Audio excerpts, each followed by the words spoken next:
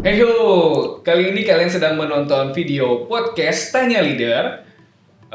Berbeda dengan tahun sebelumnya, Kogindoers mungkin sudah tahu ya, program Tanya Leader ini diawali di tahun 2021. Dulu zamannya pandemi, kita masih bikin video menggunakan aplikasi Zoom karena masih WFA nih. Tetapi untuk saat ini kita sudah syuting di studio, wih. Dan nggak hanya saya sendiri ya. Rais, mungkin teman-teman beberapa Kogindoers sudah bosen ngeliat muka saya ya. Nah, karena bosen, untuk di Tanya Leader sesi kali ini saya nggak akan sendirian nih. Saya akan ditemenin sama perwakilan dari Gen, kalau saya millennials, ini dari Gen kolonial. Suaranya udah kedengeran ya.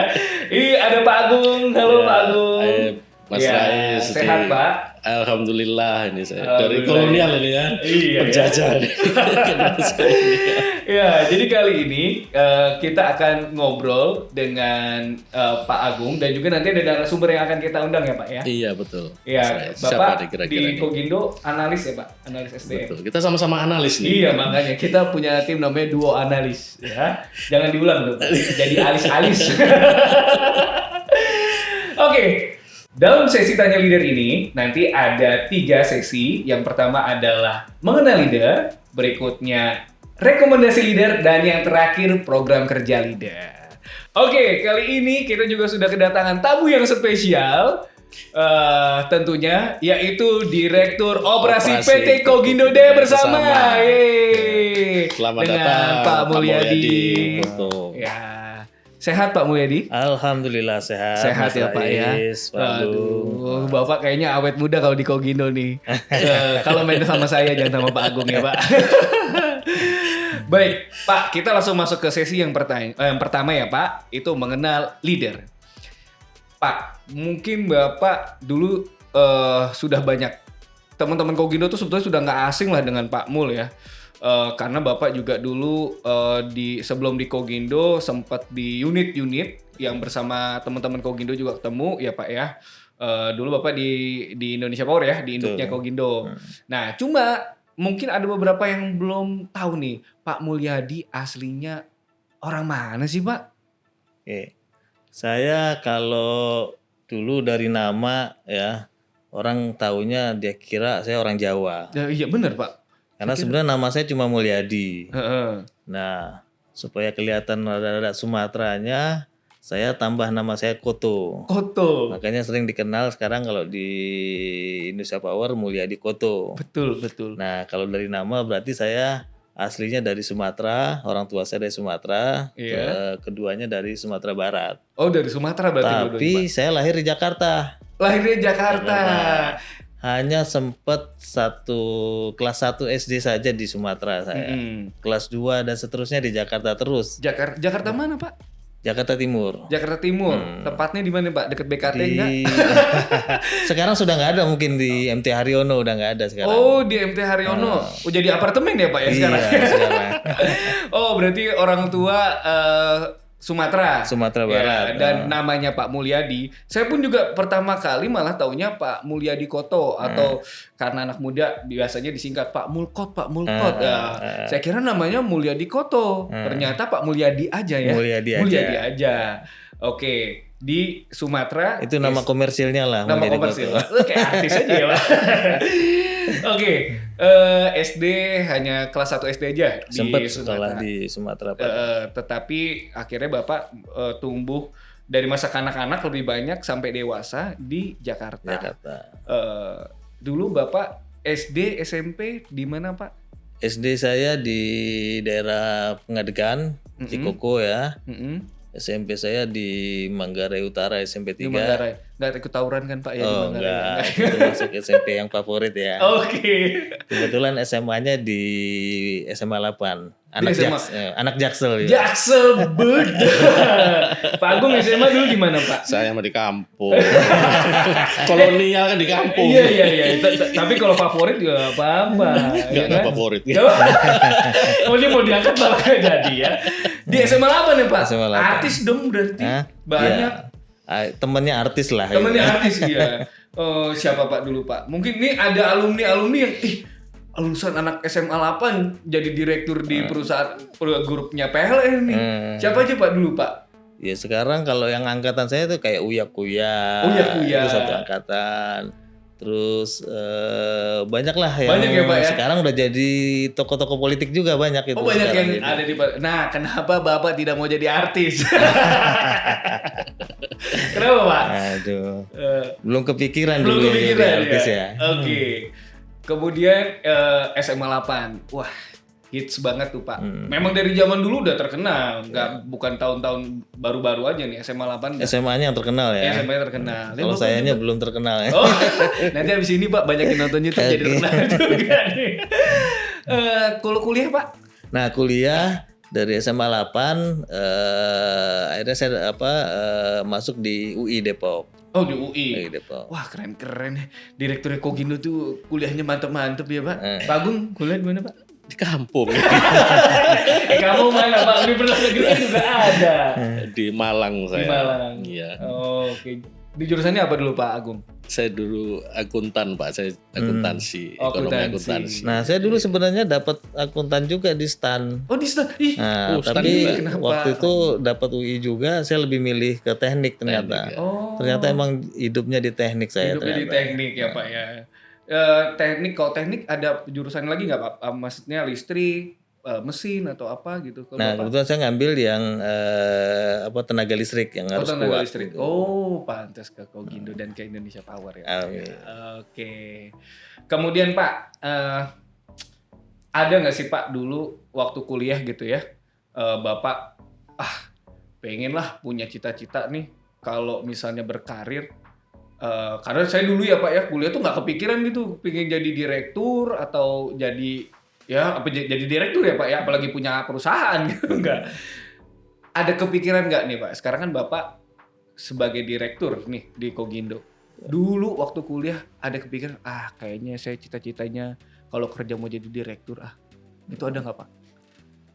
Waktu kuliah dulu mungkin ini ya masih ada sasaran antaranya pokoknya dulu ingin mengabdi lah di negara gitu loh ya. Waduh. Nah jadi cita-citanya masuk ke perusahaan negara lah gitu loh.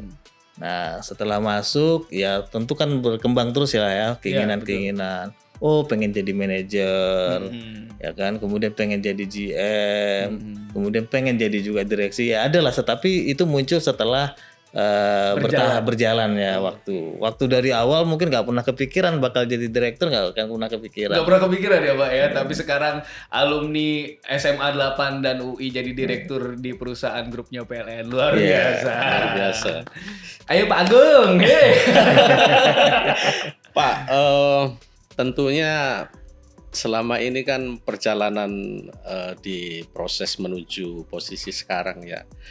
Bapak kan dari awal mungkin berkarir ya, mungkin di awal di Indonesia Power mungkin ya. Coba Bapak bisa ceritakan nggak Pak dari awal pertama kali masuk di unit mana, kemudian sampai dengan ke Kogindo ini, bisa diceritakan Pak? Ya dulu saya poinnya adalah berbuat sebaik-baik mungkin ya, do the best lah ya. Do the best. Nah kemudian juga di dalam pengembangan diri kita nggak boleh membatasi diri kita pada satu sisi aja. Out of the box gitu out ya of Pak. the box artinya mungkin saya dulu ya semua bidang saya pelajari gitu loh. Nah ternyata memang yang dulu saya pelajari terbukti ada manfaatnya di masa-masa saat ini. Ketika kita sudah menjadi leader, kita butuh pemahaman keseluruhan bidang, tidak hanya teknis saja, mungkin masalah personal orang, SDM, masalah keuangan dan lain-lain. Nah jadi kita jangan membatasi ruang berpikir kita gitu loh. Ambillah semua ilmu semaksimal mungkin, nanti pasti akan berguna di waktu yang akan datang. Oke, gitu. berarti itu quotes-nya thinking without the box. Jadi nggak ada box-nya lagi malah ya Pak ya. Betul. Nah, pertama kali masuk Pak, dulu ke unit mana Bapak? Nah, pertama masuk saya dulu sebenarnya pengennya di luar Jakarta ya, karena udah lama, udah bosan di Jakarta ya. Iya, dari ya, SD, SMP, ini healing SMA. ya Pak ya, maunya healing ya. Tapi dilalahnya saya satu-satunya yang orang Jakarta ditempatkan di Jakarta. Wah. Waktu itu. Akhirnya di unit Tanjung Priuk. Di Priuk. Kalau saya malah bersyukur, kalau Bapak malah Wah, Malah kenapa pengen di keluar ya? Jakarta? Iya. Pengennya keluar, tapi ya ternyata saya dilalanya ditempatkan di Priok ya beberapa kali. Nah di Priok sempat lama saya selama 13 tahun ya karir saya tertinggi bisa mencapai manajer engineering dan manajer pemeliharaan di sana. Oh, pemeliharaan dan engineering. Iya. Oke. Nah baru dari sana saya bergerak ke head office sebentar, habis itu ke PLTU Adipala. Di Pala Cilacap. Cilacap itu PLTU. Nah kemudian 2,5 tahun di sana ke Grati, balik lagi ke PLTGU. Jadi habis dari PLTGU PLTU balik lagi ke PLTGU lagi di Grati. Oke, sekarang kok Gindo PLTD ya Pak? Nah sebenarnya PLTD pun waktu saya di Priuk itu kita nangani juga PLTD di Senayan dan juga di betul. Pontianak. Jadi PLTD udah ketemu juga dulu waktu awal-awal masuk kerja gitu. Iya betul Pak. Ini saya mau ngasih tahu ada fun fact ya. Jadi untuk menjaga, jadi ada daerah yang memang tidak boleh padam. Ring 1 itu Istana Negara, Gitu. ya Pak. Berikutnya Bursa Efek Jakarta. Betul. Nah itu tuh yang ngamanin itu ada di PLTD Senayan PLTD ya Pak ya. Senayan, Dan itu iya. yang mengoperasikan Indonesia Power dan Kogindo ya Betul. Pak ya. Oh keren. Jadi PLTD Bapak waktu di Priuk malah Ya, belajar. jadi Jakarta tuh strategis lah dulu. Iya strategis sekali Pak. Saya kalau di Senayan kayaknya malah main itu Pak ke Plaza Senayannya gitu. Pulangnya ngeliat mbak-mbak. Oke, baik. Akhirnya terakhir Bapak di Grati sebagai sebagai GM juga, kemudian di Tambak Lorok, Semarang. Nah, sekarang balik lagi ke Jakarta. Ke Jakarta sebagai Ketemu direktur. Kogindo juga. Oke, luar biasa perjalanan Luar biasa. karirnya Pak. Pak, hobi apa sih hobinya Pak Mul? Hobi saya tadi karena saya semuanya saya pelajari. Kalau olahraga semua olahraga saya suka sebenarnya. Tapi yang saya banyakkan olahraga yang berhubungan dengan bola. Bola. Oke. Dari bola besar, bola kecil sampai yang sedang juga saya suka mainkan. Bisa. Gundu bisa Pak, gundu Pak. Bisa mainkan gitu. Itu juga bola loh. Iya, waktu kecil masih Bola main kecil gundu. banget. Waktu kecil masih Oh, main iya ya, Pak, gundu ya. gitu. Atlet gundu. Saya nggak ada di ini ya Pak SEA Games gitu. Bola Bapak suka. Ya, bola. Oke. Habis itu yang sekarang masih digiati apa nih Pak hobinya Bapak? Sekarang ya olahraga ya jogging ya masih kadang-kadang ada yang ngajakin sepedaan ikut sepedaan. Ya golf juga. Nah tapi main bola juga masih Pak waktu di Tambak Lorok saya masih main di stadionnya PSIS Masih itu lari kenceng berarti masih ya? lari kenceng. Emang masih muda sih ya Pak. Pak Tenis Budi juga ya. boleh, tenis meja, tenis. Enggak Pak, pertanyaan saya Pak. Kalau Bapak main, ada pegawai yang berani nyeleding enggak Pak? Yang main Bapak, aduh ya udahlah. Gini-gini nyetak gol juga. Wah iya Pak, aduh pastilah kalau Bapak ya. Direksi main ya, oke. Baik, ke Bapak saya juga dapat informasi. Bapak senang bermusik, bener nggak nih Pak? Nah, sebenarnya saya nggak bisa main musik. Nggak bisa main musik? Nggak bisa main musik. Tapi saya suka nyanyi. Oh, suka Iya. nyanyi. Nah, main musik itu karena saya nggak suka musik, akhirnya anak saya suruh belajar musik semua. Oleh semua ini Pak. Nah, di rumah itu komplit alat musik, ada drum, ada keyboard, ada gitar, ada ini. Tapi nggak ada yang mainin sekarang karena anak saya udah nggak ada di rumah gitu. Kalau saya sendiri nggak bisa musik sebenarnya saya. Tapi seneng nyanyi. Senang nyanyi. Bapak selama ini kan bertugas di unit-unit ya. Ada nggak kebiasaan teman-teman operator atau teman-teman HAR itu yang mungkin nyeleneh atau menurutin ini, ada nggak Pak kira-kira 3 kebiasaan yang unik mungkin ya, Pak, yang unik loh Pak dari unit-unit. Nah, pengalaman saya di unit ya, di berbagai unit juga ya, banyaklah karakternya macam-macam. Nah, kalau makanya kenapa saya kalau di unit waktu saya jadi pimpinan unit ya, pasti saya dalam 1 minggu itu pasti ada keliling unit gitu loh. Tapi dadakan.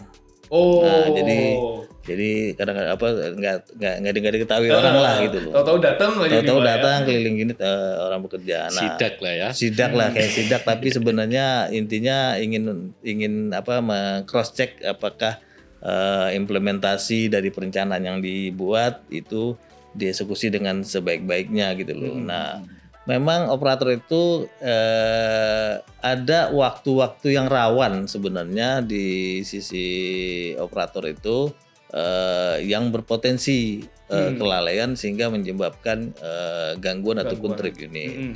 Ya misalnya waktu-waktu rawan saat menjelang pergantian shift, ya kan, dimana di situ ya macam-macam lah, ada yang tidak melaporkan atau handovernya kurang baik ataupun juga ada yang buru-buru dan lain-lain, itu potensi. Nah, atau juga di waktu-waktu kritis misalnya di malam nih, yang waktu-waktunya mungkin orang-orang mulai ngantuk, mulai apa seperti itu. Nah, saya biasanya kalau ke ruang operator itu di waktu-waktu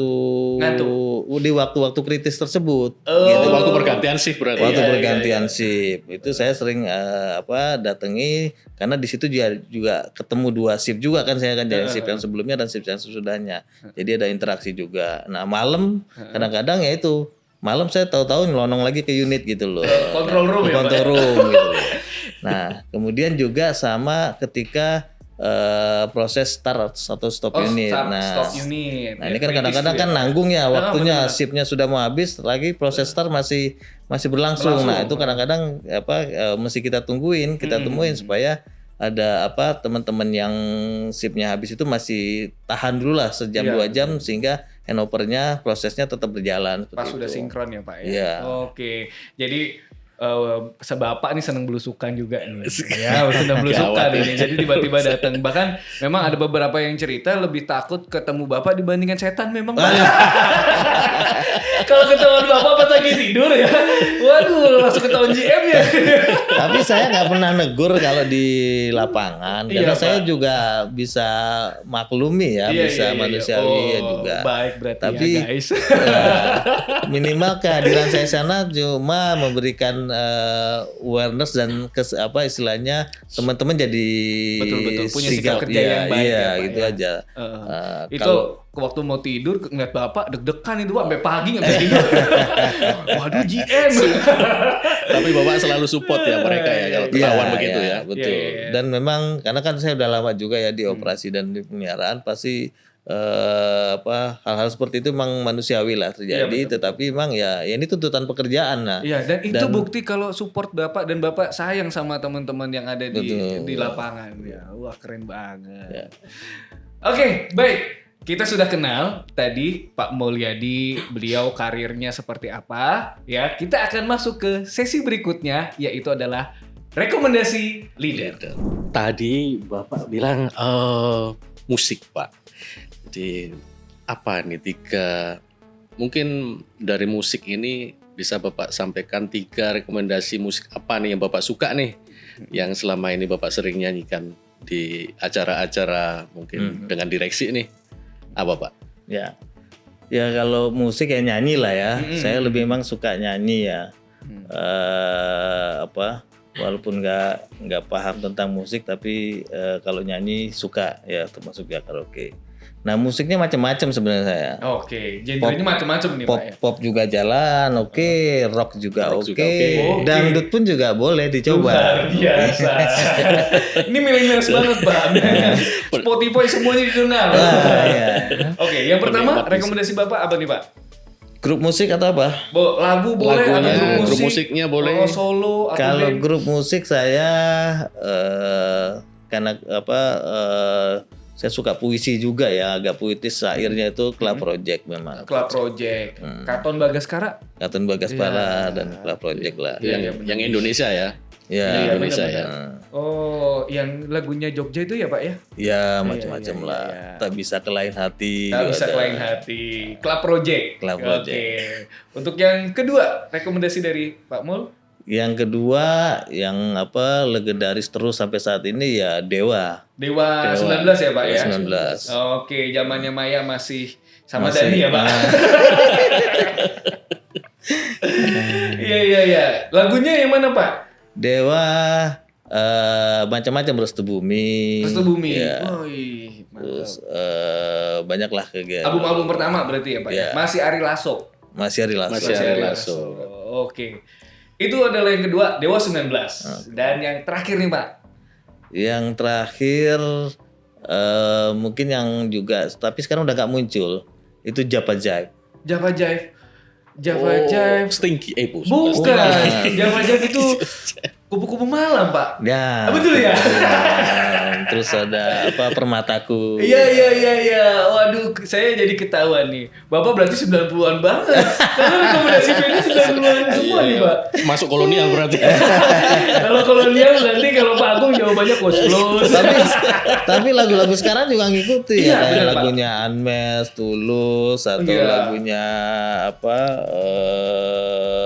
Judika dan lain-lain masih ngikutin. Di recycle ya, Pak. baru-baru ya. Bahkan yang saya tahu Dewa itu formatnya bisa milih Pak, mau vokalisnya Ari Lasso, kemudian satu lagi si Firza, satu lagi siapa ya? Pokoknya kalau konser dia bisa milih mau vokalisnya siapa. Iya, jadi beda nih kalau dulu kan si Ari Lasso gitu ya. Oh, Once.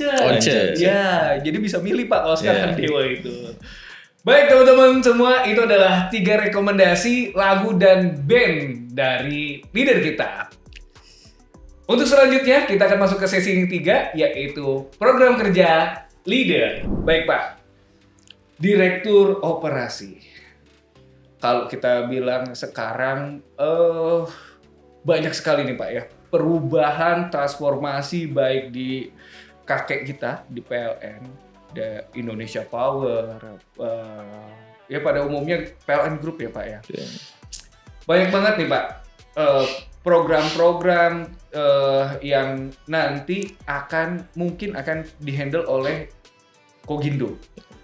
Ini kondisinya pusing atau gimana nih Pak? Apa nih kira-kira targetnya Bapak di tahun 2023 nih dengan agenda-agenda yang isunya bahkan sampai ke G20 ya Pak terkait energi ini. Gimana Pak? Jadi untuk Direktorat Operasi ya di Kogindo yang pertama tentu sekarang kita penguatan daripada kompetensi SDM ya. Karena memang sebenarnya kita ini banyak menekankan atau fokus pada eksekutor. Eksekusinya ya Pak ya. Terutama di bidang OM-nya ya kan. Nah, dengan berbagai jenis pembangkit juga dari mulai PLTD, PLTU, ya GU juga ya, semua PLTP itu sudah pernah kita kelola semua pembangkit-pembangkit tersebut. Nah, di tahun 2023 ini akan ada subholding sehingga banyak pembangkit juga yang akan diserahkan ke ke Kogindo untuk dikelola OM-nya juga. Nah, artinya kita mulai memperkuat atau memperluas juga daerah operasional kita tentunya dengan kekuatan SDM tentunya ya dengan pengalaman dan kompetensi yang ada. Kemudian juga kita dituntut saat ini untuk peningkatan revenue dan juga profit. Ya kan? Bahkan 10 kali lipat ya. Wow, luar biasa. Artinya dari target tahun ini Pak 10 kali lipat Pak. Iya. Tapi Bapak yakin bisa ya Pak ya? Kogindo pasti bisa ya Pak. Nah ini juga prinsip hidup saya, nggak ada yang nggak bisa kalau kita bisa mau melakukan. Pasti luar bisa. biasa. Yang penting jalani dulu gitu. Iya. Nah, dengan target revenue dan profit yang 10 kali lipat tersebut, tentu akan banyak skema-skema bisnis yang berubah yang sehingga meningkatkan revenue kita. Akan banyak unit-unit pembangkit yang akan dikelola secara penuh secara AMC ke kita. Artinya tanggung jawabnya full dari Direktorat Operasi di dalam pengelolaan pembangkitnya, keandalannya dan segalanya gitu loh. Nah, itu mesti kita persiapkan juga nanti ke depan di tahun 2023 ini dengan bekal pengalaman kita yang ada saat ini. Jadi akan ada banyak unit-unit yang dikelola penuh oleh kita. Berarti akan ada penambahan jumlah unit ya Pak ya. Nah, kemudian kita juga sudah mulai ya memfokuskan pada MRO, terutama di overhaul ya. Nah, overhaul pembangkit kita sudah kelola secara full ya, terutama di PLTD. Kemudian kita sudah mengelola minor inspection yang ada di PLTGU ya, di PLTP dan juga di PLTU. Artinya akan banyak unit yang akan kita kelola overhaulnya, tentu itu akan meningkatkan revenue juga ya. Hampir semua unit nanti akan kita kelola untuk yang terutama yang minor inspection seperti itu. Nah, personilnya pun sudah kita perkuat dengan membentuk namanya overhaul service unit gitu. Oh, unit baru itu ya Pak ya? Iya. Betul. Nah, kemudian ada overhaul, kemudian ada lagi maintenance repair lah atau MRO ya, yang kita kembangkan di mana kita punya kompetensi di perbengkelan dan juga kompetensi dalam repair ataupun perbaikan. Nah, ini kan sifatnya korektif ya. Nah, ini juga akan berkembang dengan jumlah unit yang semakin banyak, tentu akan semakin banyak juga unit-unit yang kita kelola, ya kan, dari Sumatera sampai dengan Papua ya, kita kelola semua. Jadi yang berkaitan dengan repair ataupun corrective maintenance itu Kogindo juga sudah mempersiapkan itu. Sama kita juga ada project management unit yang nanti akan mengelola. Kemudian kita juga sudah mulai bergerak di EPC. EPC. Iya, nah ini kemarin yang di Bali itu ya Pak ya? Ya, di Bali itu kita sudah mengawal proyek relokasi, sehingga nanti ke depan kalau ada tender ataupun juga penugasan terkait dengan EPC, Kogindo juga akan sudah mulai. Nah, kita sudah melatih teman-teman dengan proyek manajemen ya, sehingga pengelolaan EPC itu bisa berjalan tepat waktu, tepat sasaran, dan juga tentu ada profit di sananya gitu loh. Nah, itu yang nanti ke depan di 2023 ini mulai kita fokuskan, mulai kita tata kembali dan kita siapkan untuk pencapaian sasaran target yang diminta oleh pemegang saham di dalam peningkatan revenue tersebut. Iya, 10 kali lipat, luar 10 kali biasa nih. lipat. Wah, kalau dari program-programnya yakin ya Pak ya, 10 kali lipat yakin saya sih. Nah, wah. Kemudian satu lagi itu yang di dalam negeri ya. Nah, kita juga terus kembangkan yang bisnis luar negeri. Luar negeri. Oh, ini ada videonya yang di belakang ini ya Pak ya. Ya. Ini di Kuwait. Ya, di Kuwait kita sudah create ya kan, nanti akan berkembang lagi, akan kita kembangkan lagi workshop kita termasuk di Vietnam, di Brunei dan lain-lain. Artinya kita sudah mulai merambah ke pasar luar negeri, global untuk termasuk juga untuk MRO ini. MRO-nya juga luar biasa sekali nih. Ini ada yang menarik Pak Agung. Untuk yang ini Pak, maaf Pak, saya nambahkan sedikit. Mungkin untuk transformasi energi nih, kan program pemerintah bahwa ada perencanaan itu untuk mengganti yang fosil itu. Kira-kira dari sisi operasi strategi apa yang Bapak bisa sampaikan ke tim Kogindo ini biar tahu nih nanti biar milih nih apa yang dibilang seperti EBT itu apa program Bapak untuk ke depan ini untuk mempersiapkan tim EBT-nya. Nah, yang EBT Pak. Untuk yang berkaitan dengan transisi energi ya ke arah EBT, kebetulan kita sudah mulai masuk di OM-nya pembangkit tenaga surya juga. Di Bali saya tahu. Kita sudah dapat penugasan untuk mengelola OM PLTS hibrid di Nusa Penida. Di Nusa Penida. Sekitar 3 MWP. Nah, itu jadi Jadi pembukaannya kita di bisnis EBT ke depan akan berkembang ya. Betul. Artinya beberapa power plant PLTS ataupun solar PV nanti bisa kita kelola secara profesional OM-nya sehingga produksinya bisa terjaga, termaintain dengan baik seperti itu. Nah, Kogindo sudah mulai masuk ke sana. Termasuk juga nanti yang pengembangan tenaga bayu. Yang kincir ya udara itu ya Pak ya. Di Sulawesi betul. Contohnya ya Pak ya. Nah, itu di sisi OM-nya ya. Nah, di sisi EPC-nya pun kita sudah bisa masuk. Artinya kita udah bisa masuk kalau ada kebutuhan membangun PLTS, kita sudah mulai juga di EPC tersebut ya kan. Salah satunya kita udah bangun di Muara Tukat ya. Nanti ke depan ya tinggal mulai aja nih. Kita sudah mulai mencoba mempersiapkan kompetensi teman-teman di dalam EPC tersebut.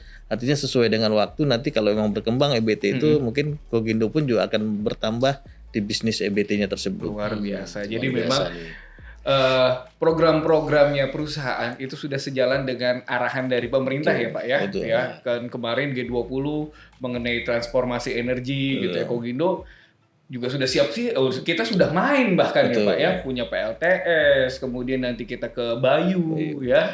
Oh, jadi tinggal nanti Kogindors nih Pak yang harus siap belajar mengenai teknologi-teknologi pembangkit-pembangkit yang baru ya. Jadi tidak hanya sebetulnya kita udah punya semua ya Pak ya. Iya. Tinggal mungkin yang Bayu yang belum ya Pak ya. Kalau solar system juga sudah PLTA ada, PLTA, PLTU, MGD.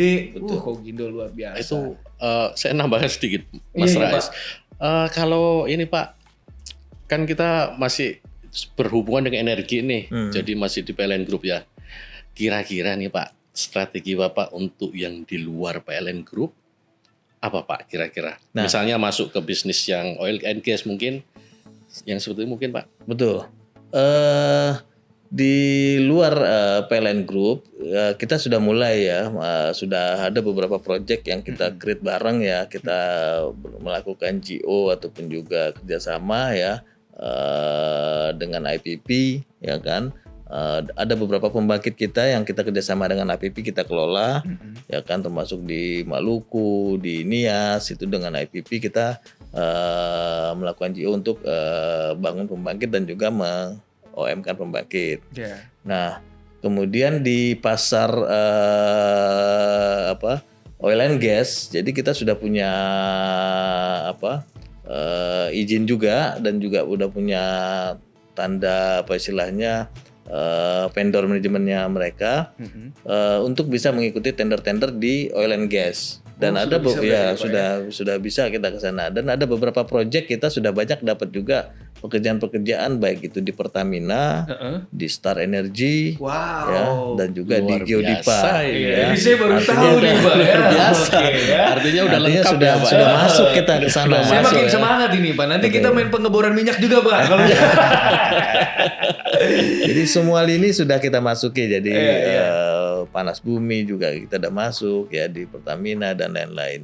Ya ini tinggal ini mengalir terus, berkembang terus nanti akan pengalaman-pengalaman ini tentu nanti akan menambah portofolio kita juga di betul. kedepan. Makanya saya sangat yakin Pak, angka 10 kali lipat itu berarti memang sudah ada Bisa, perhitungannya ya, Pak, ya. bisa dan harus bisa.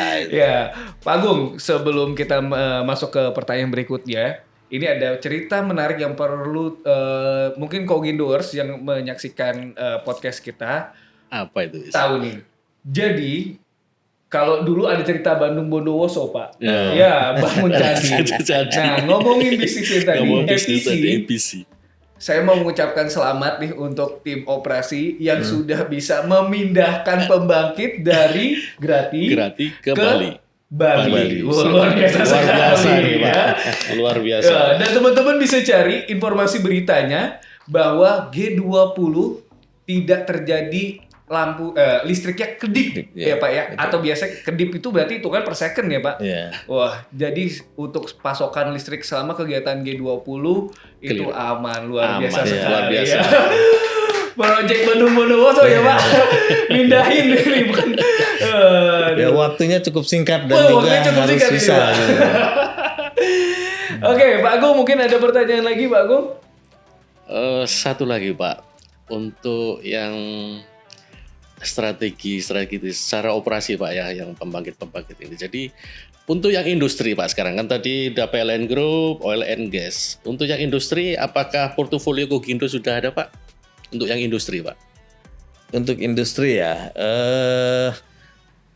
ada beberapa industri juga yang memang menawarkan ke kita juga ya terkait dengan mungkin pengelolaan yang captive powernya juga dia juga ada beberapa yang dia tawarkan, termasuk juga yang nanti berkembang ini kan rooftop ya, pemasangan EPC rooftop dan lain-lain. Banyak beberapa industri sudah mulai mengajukan juga untuk pemasangan rooftop. Ini juga peluang bisnis juga buat kita karena kita punya pengalaman di EPC solar PV itu sehingga bisa masuk juga di dalam industri. Menurut saya nanti juga ya berjalannya waktu tergantung perkembangan ke depan ya, mungkin ya nggak ada salahnya kita juga masuk ke sektor-sektor industri juga, ya Pak ya. Oke, baik. Lengkap lah itu. Lengkap ya Pak lengkap. ya. Insya Allah lengkap ya. Baik Pak, ini pertanyaan terakhir dari kita Pak. dengan tadi tantangan ya Pak, selalu ada opportunity dan challenge. Betul. Ya dengan perubahan aturan dan sebagainya. Mungkin ada nggak nih Pak pesan-pesan dari Bapak untuk Kogindoers semua nih, gimana kita bisa menjawab tantangan ya, dari pemegang saham ya Pak ya, terkait dengan tadi target-target kita di tahun yang ke depan nih Pak. Oke. Nah, ini buat teman-teman Kogindoers ya, istilahnya ini sekarang kan banyak diisi generasi milenial lah ya. Ya, saya Pak ya. Sebenarnya cocok generasi milenial ini kalau saya lihat. Orang milenial orang yang berpikirnya itu istilahnya selalu luas lah, lebih luas lah, artinya selalu ingin mempelajari sesuatu yang baru-baru, ya kan. Nah, tantangan ke depan, ya kan, perubahannya cukup cepat gitu loh. Artinya teman-teman Kogindoers juga harus mulai cepat beradaptasi. Jadi tadi sebagaimana prinsip saya juga ya, jangan batasi ruang berpikir kita, ya kan, lebih perluaslah, pelajari semuanya. Niscaya itu nanti akan berguna di waktu yang akan datang sesuai dengan tuntutan zaman saat itu dibutuhkan kan gitu loh. Karena perubahan itu selalu berubah. Itu satu. Yang kedua tentu karena kita ini adalah fokus di dalam eksekusi ya, kemampuan mengeksekusi dan juga kemampuan kompetensi benar-benar dijaga ya, karena itulah harus dipertahankan. Jadi kelebihan kita adalah kita bisa mengeksekusi itu dengan kualitas yang baik gitu loh, ya kan. Kemudian juga yang ketiga tentu harapan saya Kogindo mulai juga mengembangkan bisnis globalnya, karena memang nanti tantangan ke depan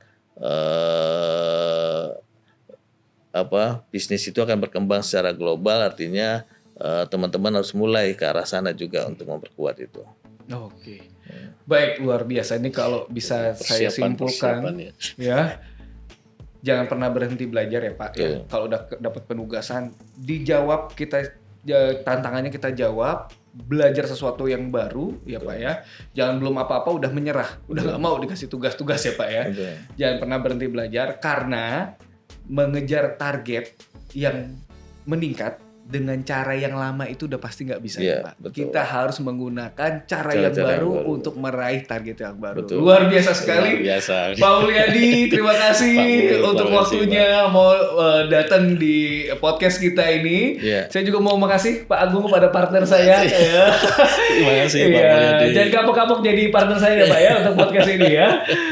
Baik teman-teman semua, itulah sesi Tanya Leader kita untuk episode yang pertama dengan Direktur Operasi PT Kogindo, Pak Mulyadi.